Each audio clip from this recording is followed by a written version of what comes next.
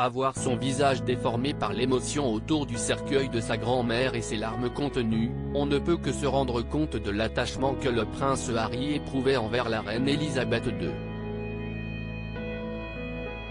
Réputés très proches, notamment après la mort de Lady Diana alors que le petit prince n'avait que 12 ans, tous les deux avaient partagé de nombreux beaux moments et ils se murmuraient, dans les couloirs du palais, que la monarque aurait tout pardonné à ce petit-fils rebelle.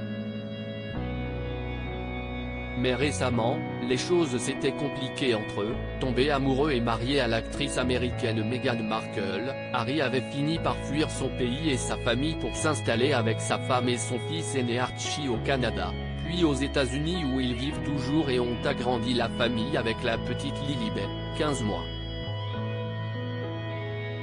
Une décision qu'en réalité la reine ne lui a jamais pu vraiment lui pardonner. En effet, l'autrice Katy Nicholl révèle dans son nouvel ouvrage, The New Royals, Queen Elizabeth Legacy and the Future of the Crown, que celle-ci refusait d'aborder le sujet, blessée et épuisée des histoires autour d'eux. Pire encore, en août, le couple de Sussex avait refusé d'amener Archie et Lilibet au Royaume-Uni pour de grandes retrouvailles autour d'elle auxquelles participaient tous ses enfants, ses petits-enfants et ses nombreux arrière-petits-enfants, une décision qu'elle n'avait pas compris. Je ne veux plus y penser. Marquée par ce refus, la souveraine aurait alors simplement dit à un proche, je ne sais pas, je m'en fiche et je ne veux plus y penser. Une triste réaction alors que la monarque avait fait tous les efforts possibles pour ne pas rompre le lien avec son petit-fils. En effet, après son départ, elle avait continué à lui parler régulièrement lors d'appels vidéo et avait envoyé, à chaque Noël et anniversaire, un cadeau aux enfants.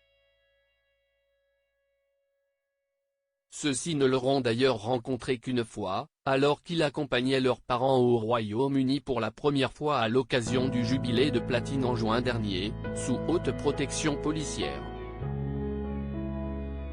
Les deux bambins avaient en effet pu rencontrer la reine Elisabeth II pendant quelques minutes. Une entrevue qui avait donné lieu à une tension entre le trentenaire et sa grand-mère, alors que celui-ci avait voulu filmer la rencontre, la souveraine avait refusé. Sans doute, comme le prince William, avait-elle également perdu une part de sa confiance en son petit-fils. Avait-elle raison? On ne le saura qu'au début de l'année prochaine, lors de la parution des mémoires du prince Harry, qui s'annonce déjà explosive.